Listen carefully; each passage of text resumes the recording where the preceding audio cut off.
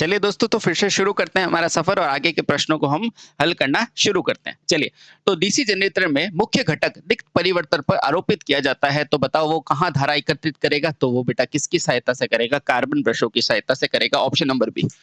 ठीक है, चलो। अब ये कह रहा है डीसी जनरेटर के मामले में यदि परिधि के खांचे और वायु नलिकाएं वायु प्रवाह देती है, तो बेटा शीतलन कहाँ होगा? तो बेटा आर्मेचर कोर पर ही करोगे, है ना, क्योंकि वहीं पे ईएमएफ उत्पन्न होगी। ऑप्शन नंबर सी।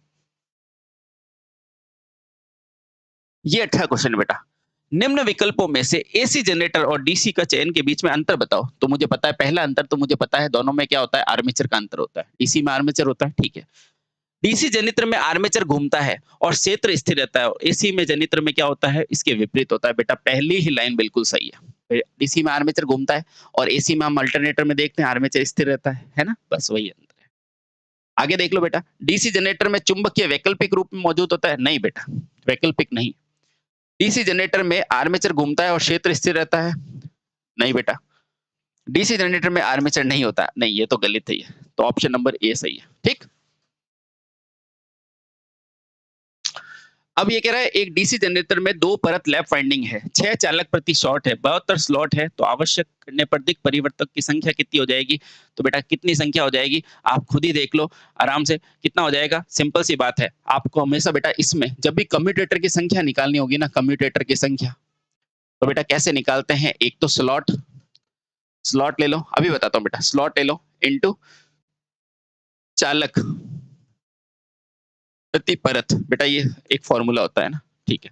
देखो, स्लॉट से स्लॉट कट जाएगा और चालक प्रति परत आ जाएगा। बेटा स्लॉट कितने हैं? 72, ये रहे। अच्छा, और उसके अलावा कम्यूटेटर के चालक कितने हैं? 6 इंटू 2। तो बेटा यहाँ से आपका सिंपल सा आंसर आ गया। कितना आ गया? देखो, 7 दूनी 6 और ये 21, 216। ठीक है।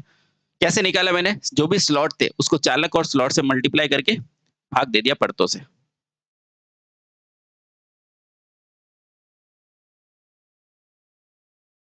अरे, ये चल क्यों नहीं रहा है? अरे, ये मक्खी आ गई बेटा, इसलिए नहीं चल रहा है। ठीक है, चलिए। एक डीसी में 48 चार है, 4 ध्रुव है, तो बेटा ध्रुव अंतराल कितना हो जाएगा? बेटा ये सबको इस पता है। स्लॉट पिच क्या होता है? होता है चालक प्रति ध्रुव। तो बेटा चालक कितने हैं? तो आप सभी को पता है 48। ध्रुव कितने हैं? 4। तो बस ऐसे प्रश्नों को बेटा करना एग्जाम में, छोड़ना मत।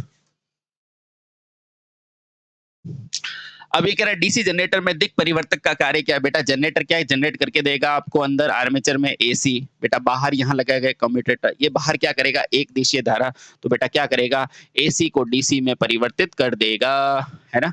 हाँ, तो बेटा इसका कार्य तो क्या होता है दिक् परिवर्तक का? एसी को डीसी में चेंज करना, एसी को डीसी में। नहीं बेटा, ये आयरन लॉस कम करना नहीं होता, गलत लगा हुआ है। ऑप्शन नंबर सी सही है। ठीक है। हाँ, ये लो। अब ये कह रहा है डीसी जनरेटर में चुंबकीय क्षेत्र कहाँ होता है? तो बेटा आप सभी, अरे ये भी गलत लिखा है। अच्छा, चुंबकीय क्षेत्र प्रणाली नहीं होती है, तो बेटा ध्रुव तो होती है, क्षेत्र होता है। आर्मेचर कोड में तो ईएमएफ जनरेट होता है, बिल्कुल सही है। और उत्तेजना होती है। अब ये कह रहा है डीसी जनरेटर में इंटरपोल कहाँ संयोजित होते हैं? तो आप खुद ही बताओ कहाँ होते हैं? आर्मेचर के सीरीज में। कुछ समझाने की जरूरत है क्या? नहीं बेटा, ऑप्शन नंबर बी। अब लो बेटा, ये कह रहा है अलग उत्तेजित, इसका मतलब क्या है बेटा? सेपरेटली एक्साइटेशन में प्राइम मूवर कहाँ जुड़ा होता है? भाई सेपरेटली हो या कोई भी हो, प्राइम मूवर कहाँ से जुड़ा होगा? आर्मेचर से जुड़ा होगा। Option number D. अब कह रहा है निम्नलिखित में से पृथक रूप से उत्तेजित जनित्र का लाभ नहीं है। बेटा लाभ नहीं है पूछ रहा है ना। तो देखो, ऐसी जगह पर प्रयोग किया जाता है जहां अंतक वोल्टेज विस्तृत श्रृंखला में होते हैं, तो बेटा ये तो लाभ है। अंतक वोल्टेज रहती है, बेटा ये भी लाभ है। आवेशन के लिए पृथक डीसी उत्तेजना की असुविधा होती है, नहीं बेटा असुविधा नहीं, ये लाभ नहीं है, है ना। हाँ, असुविधा नहीं होती, इसमें तो होता है। ऑप्शन नंबर सी। आर्मेचर में गिरावट से असर नहीं पड़ता? बेटा पड़ता है। तो लाभ क्या नहीं है? Option number C. अब ये कह रहा है 250 वोल्ट 10 किलोवाट पृथक रूप से जनरेटर में लोड में प्रेरित ईएमएफ 255 है, आर्मेचर ड्रॉप इतना है, तो लोड धारा निकालो। बेटा सबसे पहले तो ये क्या है? पृथक रूप से उत्तेजित है, ठीक है। लोड धारा दे रखी है, तो आप निकाल सकते हो, बिल्कुल सर निकाल सकते हैं। देखो कैसे निकालते हैं बेटा, आपको पता है जनरेटर है यानी कि ईजी है ना। ईजी बराबर क्या होता है, वी है, यानी कि वी प्लस क्या होता है बेटा, आई ए आर है, कोई दिक्कत नहीं बेटा। यहाँ वी क्या है, टर्मिनल वोल्टेज, ठीक है, ये बेटा फिक्स होता है जनरेटर के लिए, ठीक। तो यहाँ से मुझे देखो आई निकालना है, तो देखो मैं इधर भेजूंगा, तो ईजू ईजी बेटा वी इधर जाएगा तो वी, और आर चला जाएगा नीचे, बराबर वी, ठीक है। अब देखो बेटा वी बराबर ईजी कितना है बेटा जनरेटर, ओहो 255, 255 ये लिखा बेटा 255, माइनस ये कितना है बेटा 250, बेटा आर ए कितना दे रखा है, R A, okay R A नहीं दिया हुआ है, 2 वोल्ट ब्रश ड्रॉप दे रखा है, ठीक है। तो कैसे निकलेगा, पृथक रूप से, तो बेटा इसको बनाना ही पड़ेगा, बनाना ही पड़ेगा। रुको 1 मिनट, ये डायरेक्ट निकल जाएगा बेटा, देखो मैं बना के बताता हूँ पृथक रूप से। देखो पृथक रूप से कैसे बनता है बेटा, यह मान लो ये आर्मेचर है ना, यहाँ पर आपकी श्रेणी फील्ड वाइंडिंग है ना। पृथक रूप के मतलब का क्या है बेटा, अलग से एक्साइटेशन हो रहा है, यहाँ से अलग से एक्साइटेशन हो रहा है, तो बेटा इससे कोई संबंध है क्या, नहीं। तो डायरेक्ट इसने दे दिया बेटा, देखो लिखो लोड धारा IL निकालनी है बेटा, यही धारा इसमें जाएगी बेटा, यहाँ पर इसने वोल्टता दे दी, देखो आपको 250, और ये लोड दे दिया कितना है बेटा, 10 किलोवाट, बेटा ये क्या है, पावर, तो सिंपल सा यहीं से निकल जाएगा। यहाँ से बेटा P है V है, तो यहाँ से देखो आप जानते हो P बराबर क्या होता है, VI होता है ना, तो बेटा यहाँ से डायरेक्ट I लोड निकल जाएगा P/V। अच्छा क्वेश्चन था बेटा, P कितना है 10, और ये क्या है किलो, यानी कि 10 × 1000, V कितना है 250, बेटा यहाँ से कट जाएगा 4 बार, और अपने पास 40 एम्पियर आंसर आ गया। बहुत शानदार क्वेश्चन, 40 एम्पियर, ठीक।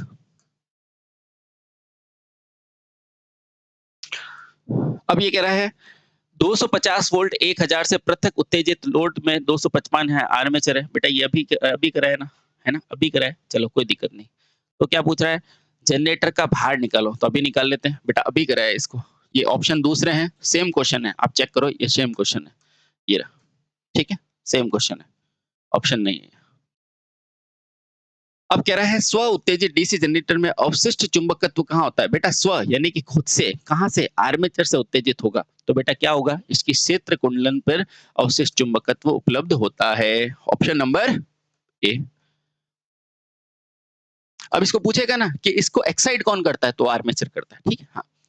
अब कह रहा है डीसी जनरेटर में आंतरिक विशेषताओं का ग्राफ, मुझे बताओ बेटा अंदर क्या होगी, अंदर क्या होगी, आंतरिक विशेषता क्या होगी, किस में होगा भाई, अंदर क्या प्रेरित होगा, आप बोलोगे प्रेरित ईएमएफ, अच्छा, और किसका होगा बेटा, भार धारा का होगा, लोड करंट का होगा, ऑप्शन नंबर ए। अब ये कह रहा है निम्नलिखित में से जनरेटर बहुत कम वोल्टेज रेगुलेशन देता है, तो आपको पता है कौन सा जनरेटर सबसे कम देता है बेटा, ये भी गलत है, सबसे कम, ये तो रेगुलेशन सबसे ज्यादा देता है, सबसे कम देता है बेटा श्रेणी, नहीं शंट जनरेटर, बेटा ये हमेशा लगभग लगभग कांस्टेंट होता है, तो बेटा सबसे कम ये देता है, ये गलत लिखा हुआ है, कौन सा देता है, शंट, ध्यान रखना बेटा। अब ये कह रहा है एक 12 ध्रुव त्रिक कुंडली के अंदर डीसी आर्मेचर में प्रत्येक चालक में 50 एम्पियर की विद्युत धारा है, तो बताओ आर्मेचर धारा, अभी निकाल देते हैं बेटा, आर्मेचर धारा निकालना है, लैप है या वेव, सबसे पहले देखो तो लैप, त्रिक लैप यानी कि ट्रिप्लेक्स, यानी कि ट्रिपल लैप है ना, ट्रिप्लेक्स है, अच्छा 12 ध्रुव है, तो लैप में बेटा हमेशा इसके बराबर होते हैं कि नहीं होते हैं, तो देखो सबसे पहले तो कितने पाथ बनेंगे, P यानी कि 12 पाथ बनेंगे, ठीक है। तो देखो प्रत्येक चालक में से, तो 1 2 3 4 5 6 7 8 9 10 11 12, बेटा 12 पाथ बनेंगे, क्यों, क्योंकि ये लैप है, ठीक है। अब देखना बेटा प्रत्येक चालक से 50 एम्पियर आ रहा है, अच्छा, तो देखो मैं कोई भी एक चालक से यहाँ से 50 एम्पियर डाल देता हूँ बेटा, बहुत अच्छा क्वेश्चन है, गौर करना। देखो बेटा सबसे पहले मैंने कहाँ से पकड़ा, ये देखो बेटा ट्रिप्लेक्स है, सबसे पहले लैप में समांतर पथों के बराबर होता है, L बराबर समांतर पथ कितने होंगे, पोल के बराबर, बेटा पोल कितने 12, मैंने 12 लाइनें खींच दी। अब कह रहा है प्रत्येक चालक 50 एम्पियर देता है, तो बेटा 50 एम्पियर यहाँ से आएगा, 50 यहाँ से आएगा, 50 यहाँ से, 50 यहाँ से, बेटा कितना आएगा, गौर करके बताओ कितना आएगा, तो आप बोलोगे 50 × 12 आएगा, आएगा कि नहीं, 50 × 12, अच्छा मुझे ये बताओ कितना हुआ, ये हो गया बेटा 600 एम्पियर, क्या 600 एम्पियर आंसर होगा, नहीं बेटा, ये क्या कह रहा है, ट्रिपल, ट्रिपल यानी कि एसएसओ का संयोजन कितना होगा, एसएसओ का 3 और संयोजन होगा, मतलब ऐसे जो है ना वो ट्रिपलेक्स है, तो बेटा 3, जैसे संयोजन को 3 से मल्टीप्लाई करते थे ना, तो देखो ये लिखा हुआ बेटा ट्रिक, तो बेटा कुल धारा कितनी आ जाएगी 600 को 3 से यानी कि 1800 एम्पियर। आसान, देख लो। ट्रिपल एक्स का क्वेश्चन है बेटा, बहुत अच्छा क्वेश्चन है। अब कह रहा है किसी वितरण प्रणाली में उपयोग किए जाने वाला बूस्टर कौन सा होता है बेटा? बूस्टर यानी कि वोल्टेज की क्षतिपूर्ति करने वाला, वोल्टेज के मान को बढ़ाने वाला। Option number D. अब ये कह रहा है एक शंट जनित्र क्या होता है? हमें को पता है क्या होता है। सेल्फ एक्साइटेड होता है, खुद से उत्तेजित होने वाला होता है। Option number C. अब ये कह रहा है निम्नलिखित में से, कह रहा है बेटा निम्नलिखित में से कौन सा नियत वोल्टेज जनित्र की विशेषता नहीं है? विशेषता है बेटा। हाँ, ये हाँ, तो बेटा ये शंट की बात कर रहा है और बहुत बार पूछा है बेटा, इसको नोट कर लो। ये आपके बहुत बार एग्जाम में आएगा, स्टार लगा लो। कि कौन सा शंट जनित्र की विशेषता है बेटा? इसका निम्न प्रतिरोध इसकी विशेषता है। बहुत अच्छा क्वेश्चन है, बहुत बार रिपीट हुआ है। अब कह रहा है एक 4 ध्रुव 20 किलोवाट 180 लैप वाइंडिंग में डीसी शंट जनित्र है, तो प्रत्येक समांतर पथ में धारा। मुझे बताओ ये क्या है, वेव है कि नहीं? और वेव में पथ दो ही होते हैं। ये दो पथ बना दिए, है ना? बना दिए। अब देखना ये क्या कह रहा है, प्रत्येक में धारा। ओके, ठीक है। अब देखो बेटा 180 वोल्ट का है, तो यानी कि 180 यहाँ पर होगा और 180 यहाँ पर होगा। कोई डाउट है? नहीं सर। अच्छा, अब देखो देखो ये क्या है बेटा, 20 वॉट, यानी कि पी का मान कितना दे रखा है? 20 किलो वॉट। अब देखना बेटा आराम से, पी दे रखा है, वी दे रखा है, तो बेटा आई निकल जाएगा क्या? ये आई निकल जाएगा क्या? बिल्कुल नहीं निकल जाएगा। तो बेटा निकाल लो। तो देखो आई बराबर क्या होता है? पी बटे में वी। तो आई बराबर बेटा पी कितना है? 20 इंटू 1000। बेटा किलो को कितने हैं? 1000। ठीक। पी कितना है? 180, तो यहाँ लिखा मैंने 180। ठीक है। अब देखना बेटा इस जीरो से ये जीरो गया और इससे गया तो 9, यानी कि आई का मान कितना हो गया? 1000 बटे में 9। यहाँ तक कोई दिक्कत है क्या? कोई भी दिक्कत है क्या? नहीं बेटा। जब इसको काटोगे ना बेटा तो आएगा 111.11। ठीक है। अब देखो यहाँ से करंट कितनी आई बेटा? 111.11। और ये प्रतिरोध दोनों बराबर है, तो दोनों में आधी आधी चली जाएगी, मतलब इसमें 55 जाएगी और इसमें भी लगभग 55 जाएगी। Option A. ठीक है, प्रत्येक का ही तो पूछा है उसने।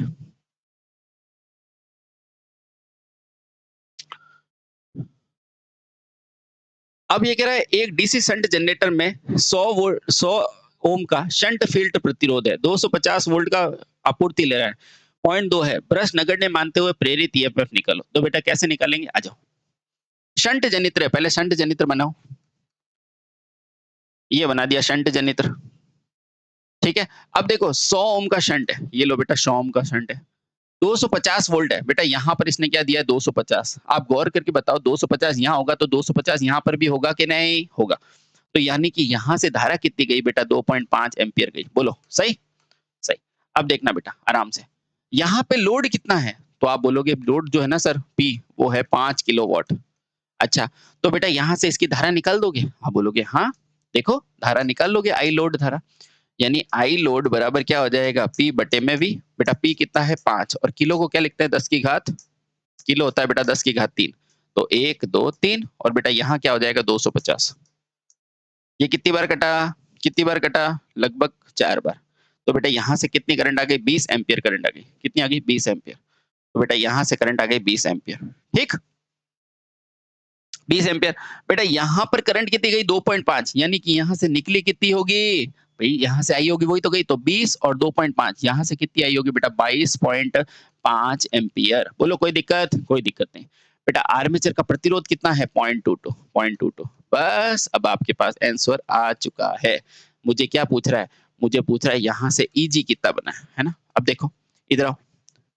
आपको पता है जनरेटर में जनरेट होगा, आप बोलोगे हाँ। तो बेटा किसके बराबर होगा? V प्लस IA, यानी कि आर्मेचर की धारा जो अभी निकाली है 22.5 और RA के बराबर। बस आपके पास सब कुछ है। बेटा V कितना है? V कितना है? ये देखो यहाँ कितना है बेटा? 250। तो ये लिखा 250। अब देखो जो भी वैल्यू आएगी 250 से ज्यादा आएगी, तो 250 से कम वाले हटा दो। ये भी नहीं हो सकता, ये भी नहीं हो सकता। ऐसे करते हैं बेटा।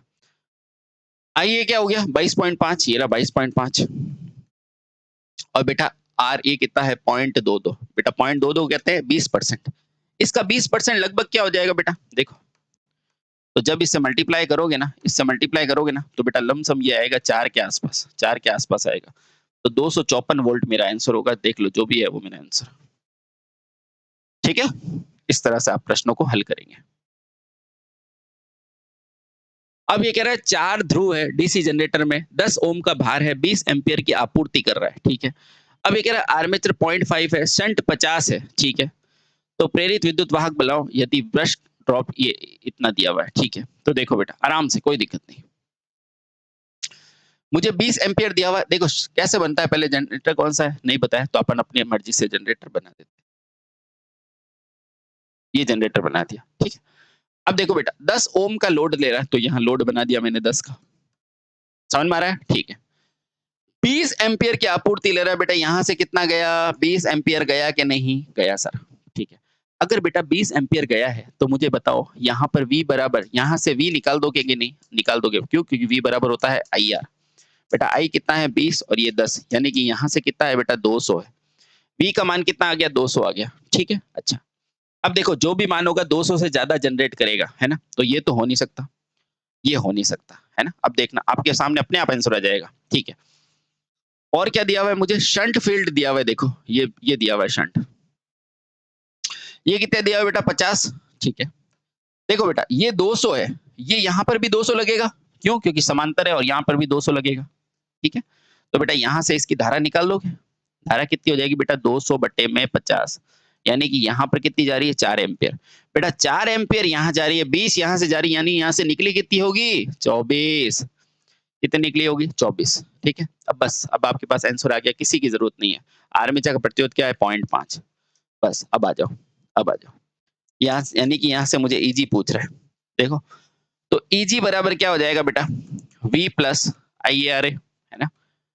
तो देखो बेटा ईजी बराबर V कितना है 200, तो यहाँ लिखा बेटा 200 प्लस IA कितना है बेटा ये रहा 24 इंटू RA कितना है 0.5, बस ये लो बेटा आंसर।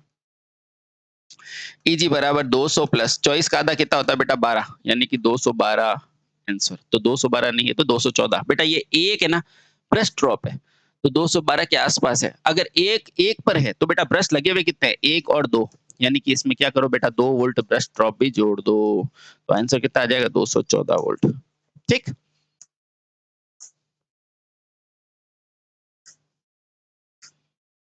ओहो अच्छा क्वेश्चन है, बताओ परिपथ में कौन सी मशीन है, बताओ ये कौन सी मशीन है, किस प्रकार की मशीन है। देखो यहाँ पर शंट लगी हुई है, देखो बेटा इसको पहचानने का तरीका बताता हूँ। जो भी एक दो तरह की शंट होती है बेटा, एक होती है लॉन्ग शंट, एक होती है शॉर्ट। अगर मेरी फील्ड और मेरी शंट दोनों आर्मेचर से जुड़ी हुई है तो क्या बनेगी लॉन्ग, और अगर मेरी केवल फील्ड जुड़ी हुई है आर्मेचर शंट से नहीं जुड़ी हुई है, यानी कि मेरी फील्ड जो है वो आर्मेचर के समांतर है, तो वो शॉर्ट बनेगी, है ना। तो देखो बेटा इसकी केवल फील्ड इसके समांतर है, क्या ये इसके समांतर है क्या, नहीं, केवल ये है, तो बेटा ये शॉर्ट है ना। भाई यहाँ से अगर जुड़ी हुई होती ना तो ये क्या हो जाती, ये लॉन्ग हो जाती, लेकिन इसने यहाँ से नहीं जोड़कर सिर्फ यहाँ से जोड़ा है, तो बेटा क्या कहलाएगी, ये शॉर्ट कहलाएगी। शॉर्ट को कहते हैं लघु शंट यौगिक।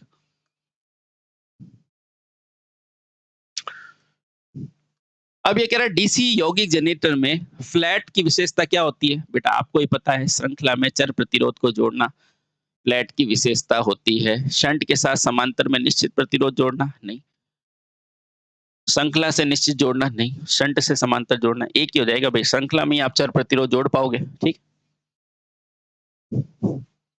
तो फ्लैट में क्या होता है, श्रृंखला में चर प्रतिरोध जोड़ा जाता है। अब कह रहा है एक 100 किलोवाट है 200 वोल्ट लंबे शंट कम्युलेटिव कंपाउंड जनरेटर में आर्मेचर नगण्य मानते हुए आपूर्ति धारा निकालनी है। तो बेटा निकाल लोगे क्या, सामने दिया हुआ है, कुछ बनाने की जरूरत नहीं है। बेटा ये रहा P, ये रहा V, तो आपको नहीं पता P बराबर क्या होता है, VI होता है ना।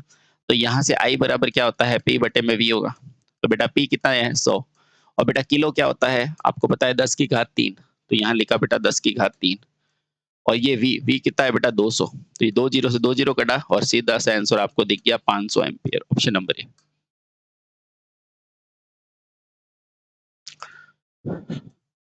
अब ये कह रहा है एक 200 वोल्ट शंट जनरेटर में 20 एम्पियर की धारा लेता है। यदि शंट प्रतिरोध 250 ओम है, आर्मेचर 0.3 है, तो पश्च ईएमएफ बैक ईएमएफ निकालना है। अभी निकाल लेंगे, ये मोटर का क्वेश्चन है बेटा, है ना, ध्यान रखना, ठीक है। तो शंट मोटर बनाओ पहले,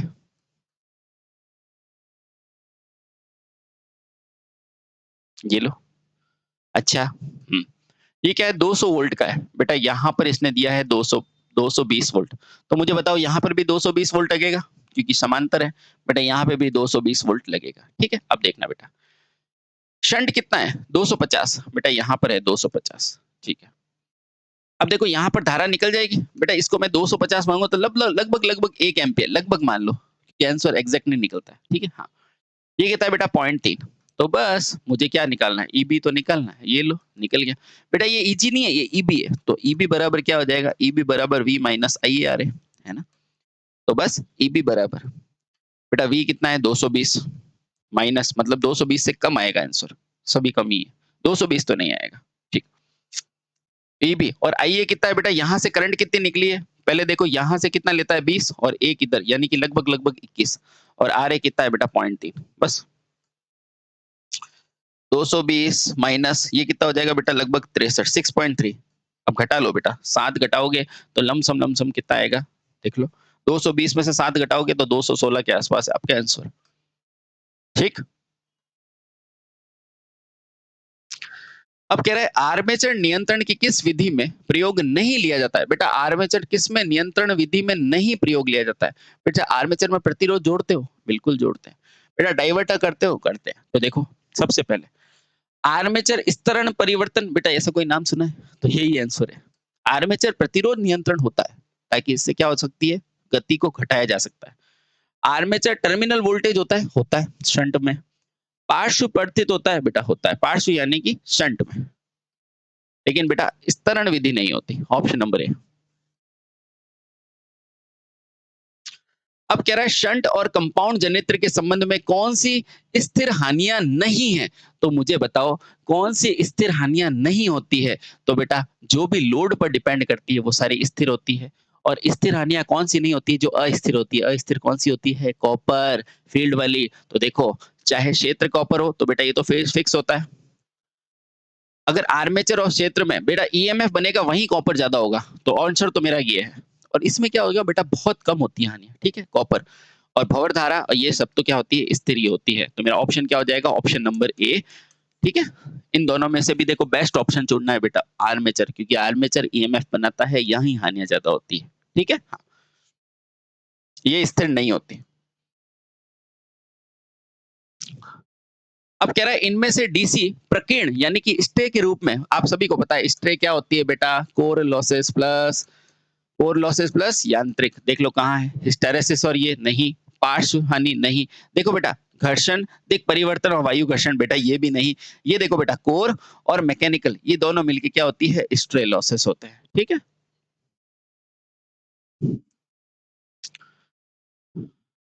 अब ये कह रहा है डीसी जनरेटर के मामले में घूर्णन हानियों में शामिल कौन सी होती है, तो बेटा चुंबकीय होती है और यांत्रिक होती है। Option number B.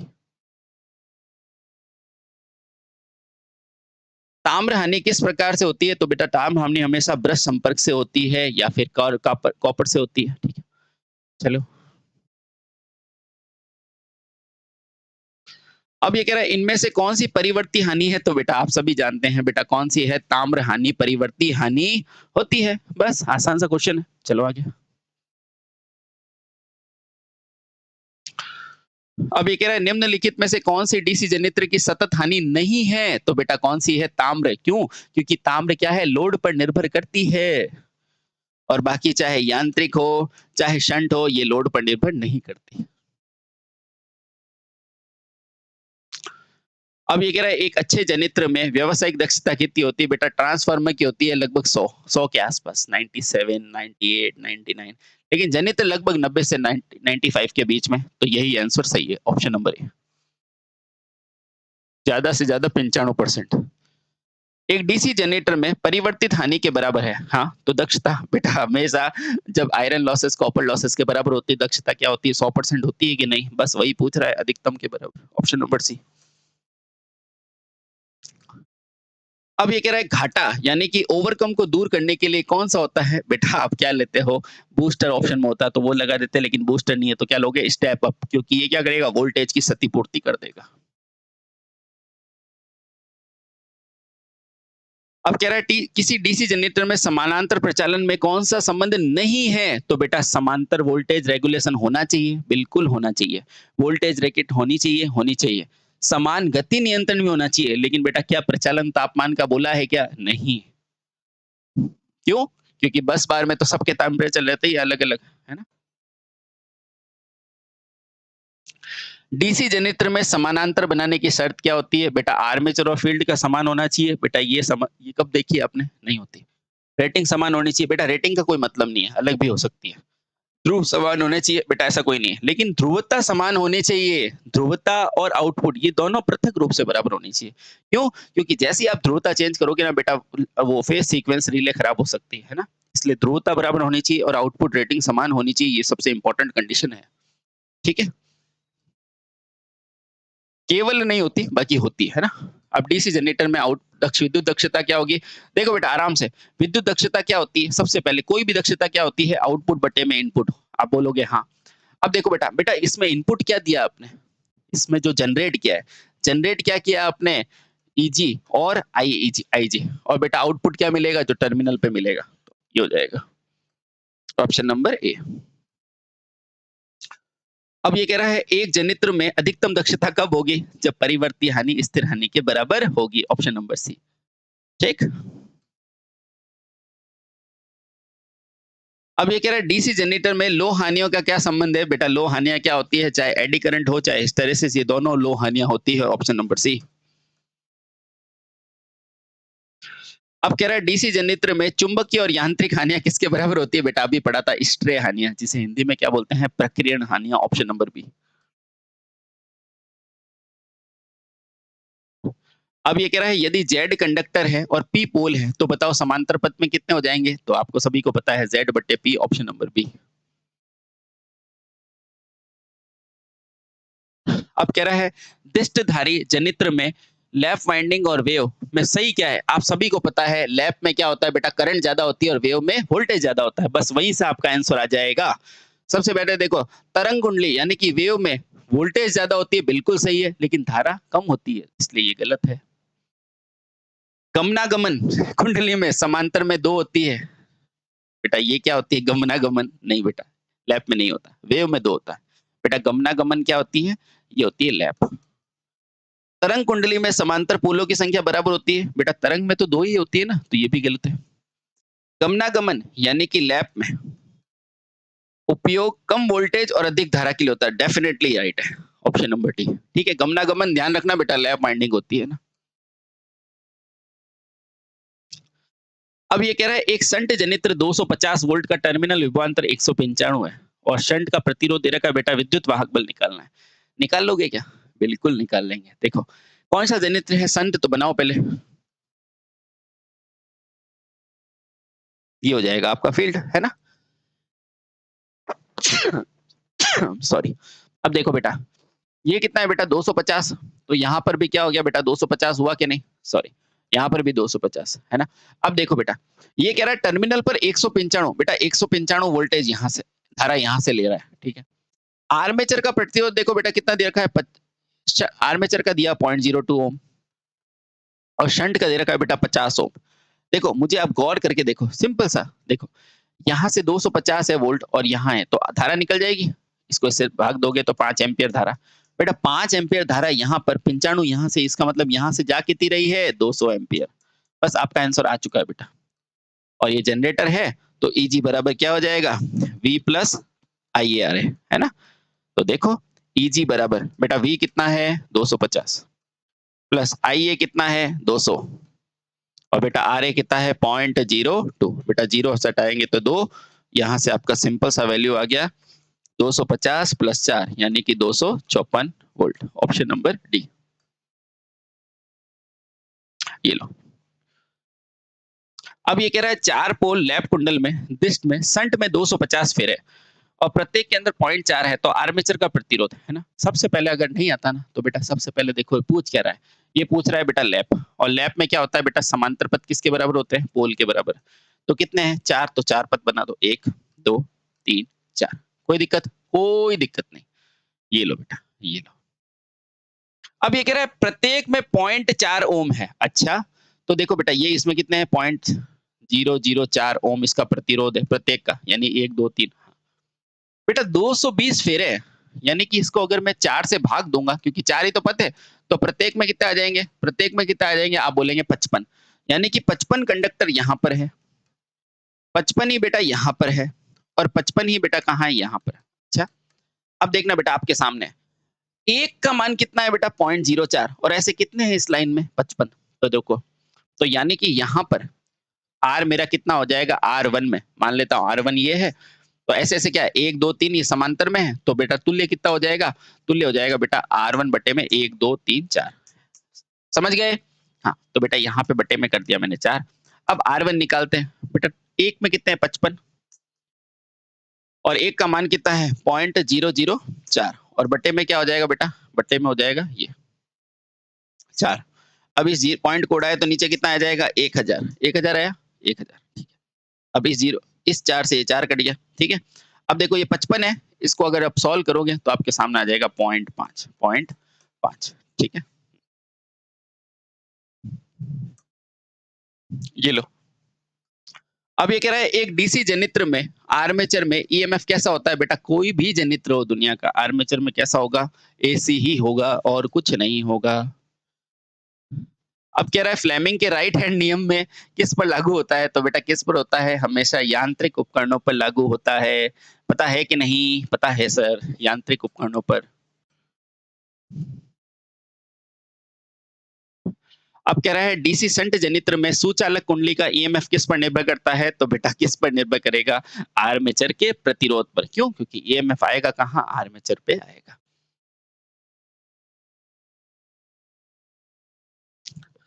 अब ये कह रहा है आर्मेचर में प्रतिक्रिया के प्रभाव को कम करने के लिए क्या करते हैं बेटा, इंटरपोल लगाते हैं। अब ये कह रहा है लैप कुंडली में डीसी जनरेटर में समांतर बेटा लैप में कितना होता है, पोलो की संख्या के बराबर। ये देखो बेटा LAP, ए बराबर P, है ना। और वेव में कैसे चलती है वेव, ऐसे, तो समांतर पथ कितने हुए, 2, ठीक है। अब कह रहा है एक मोटर जनित्र में सेट में मोटर और जनित्र समायोजित है, तो बेटा किससे समायोजित होते हैं, ये रहा बेटा मोटर, ये रहा आपका जनित्र। बेटा किससे होंगे, शाफ्ट से जुड़े हुए होंगे, बेटा इसको कहेंगे शाफ्ट। और ये कौन सी मोटर होगी, सिंक्रोनस मोटर। और बेटा कौन सा जनित्र होगा, तो डीसी जनित्र।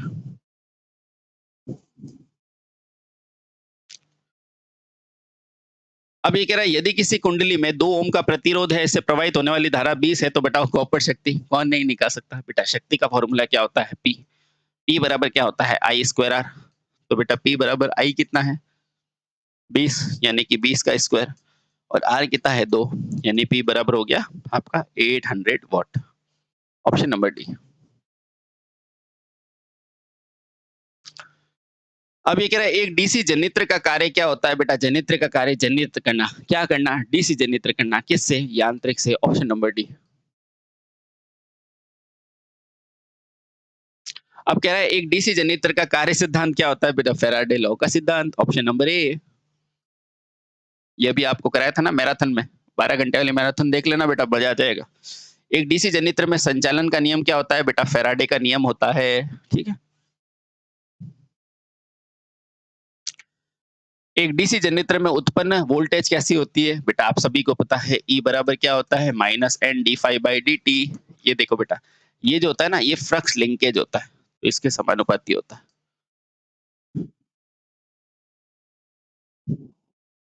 अब ये कह रहा है एक डीसी जनरेटर में लैप कुंडली में 6 ध्रुव है और 4 चालक है, 900 एम्पियर प्रति मिनट है, प्रति मिनट है बेटा, ध्यान रखना। 2 वेबर है, तो ईएमएफ की गणना करो, अभी कर लेते हैं। तो E बराबर बेटा क्या होता है, Np∅Z/60 है ना। अब लैप के अंदर बेटा क्या होता है, A बराबर P, तो ये कट गया, तो मेरे पास क्या हो जाएगा N∅Z/60। अब E बराबर बेटा N कितना है, तो 900। लेकिन बेटा ये N यहाँ पर कौन सा है, ये रोटेशन पर मिनट, और यहाँ पर भी क्या है, रोटेशन पर मिनट, ठीक है। फाई कितना है बेटा, 2 वेबर, और Z कितना है बेटा, ये रहा 4 चालक, और ध्रुव कितने हैं, ध्रुव की जरूरत ही नहीं है, और यहाँ हो जाएगा 60। बेटा ये कितनी बार कटेगा, 15 बार, और ये 15 की टेबल में 60 बार, और 60 दूनी 120 आपका आंसर। कभी-कभी यहाँ आरपीएस भी देता है तो ध्यान रखना बेटा, है ना? अब ये कह रहा है घूर्णी परिवर्तक क्या परिवर्तित करता है? आपको ही पता है परिवर्तक क्या करेगा? एसी में परिवर्तित करेगा डीसी को, यानी कि डीसी टू एसी। अब कह रहा है गतिक प्रेरकत्व क्या होता है बेटा? तो जनित्र में गतिक प्रेरकत्व पाया जाता है। जैसे-जैसे डीसी में गति बढ़ेगी वैसे-वैसे ईबी बढ़ेगा। क्यों? क्योंकि एन ईबी समानुपाती क्या होता है बेटा? ईजी समानुपाती एन फाइ। ये बढ़ा है तो ये भी बढ़ा।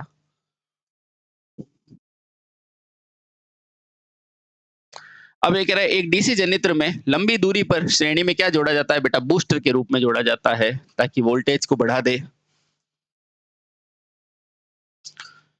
अब ये कह रहा है एक कुंडली में 2 ओम की धारा है, प्रवाहित आर्मेचर बेटा पी बराबर वही formula I square R. Question दूसरे शिफ्ट में फिर से रिपीट हो गया, इसलिए बोला जाता है बेटा प्रीवियस ईयर की प्रैक्टिस करो।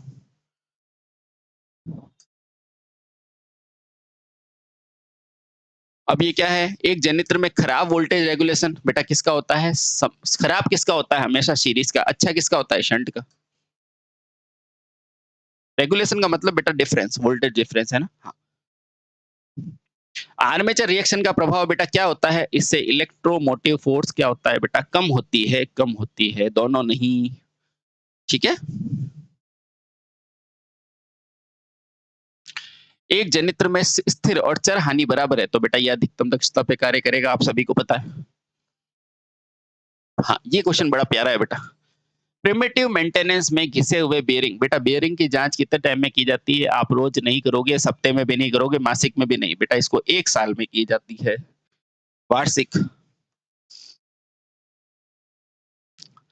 अब कह रहा है बेटा डीसी जनरेटर में पोल शूज किस पे बंधे हुए होते हैं? तो बेटा कहां पर होते हैं? काउंटर स्क्रूज से बने हुए होते हैं, बस।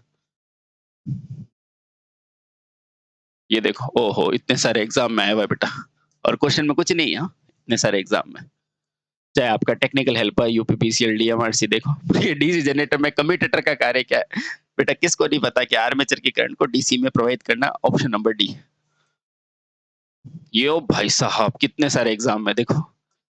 एक डीसी जनरेटर किस सिद्धांत पे कार्य करता है बेटा? अब आपके लिए मजाक हो गया। क्या हो गया? Faraday law of electromagnetic induction, इसलिए प्रैक्टिस करो। अब कह रहा है एक डीसी जनरेटर में कम्यूटेशन का कार्य क्या होता है? आप सभी को पता है, धारा को बदलना, किसको? एसी को डीसी से। इसीलिए बेटा उसको रेक्टिफायर भी बोलते हैं, मैकेनिकल रेक्टिफायर।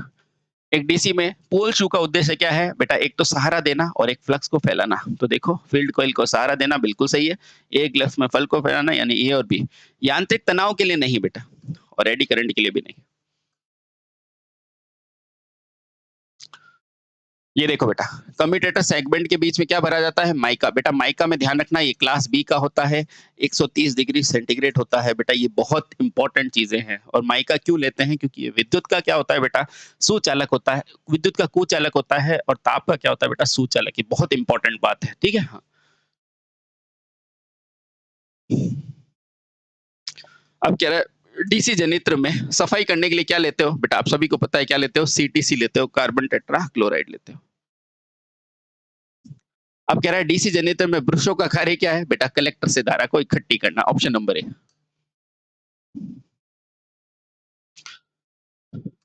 अब कह रहा है डीसी जनरेटर में आर्मेचर लैमिनेट बेटा, हमेशा ध्यान रखना जब भी लेमिनेशन की बात करें तो कहां चले जाना? एडी पर। और सिलिकॉन की बात करें तो कहां चले जाना? हिस्टेरेसिस पर। किसी डीसी जनरेटर में आर्मेचर में धारा क्या होती है बेटा? कहां होती है? कम्यूटेटर या फिर ब्रशेस में, ऑप्शन नंबर ई। ये देखो बेटा कि गतिशील रूप से प्रेरित विद्युत वाहक कहाँ होता है बेटा? जनरेटर में। ये देखो कितने सारे एग्जाम में है कि फ्लेमिंग दाएं हाथ के नियम में क्या होता है बेटा? फ्लेमिंग का देर दाएं हाथ का नियम क्या कर रहा है? जनित्र का होने के लिए, है ना? तो बस जनित्र की दिशा यानी कि प्रेरित ईएमएफ की दिशा ज्ञात करता है, ऑप्शन नंबर सी। अब ये कह रहा है एक डीसी जनरेटर में आर्मेचर का ईएमएफ कैसे प्रभावित होता है बेटा? चुंबकीय क्षेत्र में होता है, बाकी इलेक्ट्रोस्टैटिक्स में तो कैपेसिटर होता है, विद्युत चुंबक में नहीं बेटा, चुंबकीय क्षेत्र में होता है, ध्यान रखना। ऐसा नहीं विद्युत चुंबकीय क्षेत्र, क्यों? क्या कह रहा है? डीसी में आर्मेचर में ईएमएफ प्रवाहित होता है तो ये घूमता कैसा है? तो बेटा घूमता ये चुंबकीय क्षेत्र में है, विद्युत चुंबकीय क्षेत्र में नहीं। ये लो बेटा 150। एक डीसी जनरेटर में ईएमएफ का क्या होता है बेटा, सभी जानते हो, ई बराबर क्या होता है, NP5Z/60A। तो मेरा ऑप्शन नंबर बी बिल्कुल सही है। इससे आगे करते हैं बेटा नेक्स्ट वीडियो में। Thank you so much.